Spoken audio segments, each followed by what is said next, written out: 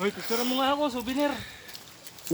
Ayan o, yan sparring Chris o. Tingnan mo yung dinadaanan namin o. Wow. Uy, picture naman. Ganito yung highway dito. Papuntang bundok. Puro putik. I did it my way. Ayoko na.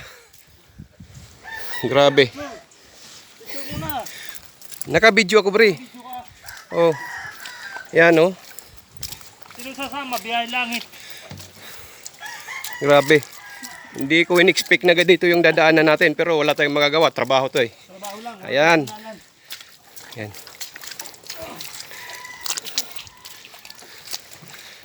Ewan ko anong barangay to. Eh sabi yung dulo daw nito eh piso na lang yung pamasahe, langit na raw. Ayan. Ayan. Grabe. Laki Maynila. Ay, laki ng kuwan. Manila. Ang hirap kumita ng pera.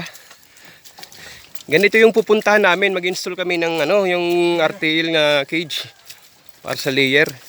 Binuuna namin dun sa barangay hall kanina. So ngayon, pagdating namin doon, i-assemble na lang yung stand niya. Kaso wala pa yung mga bata oh.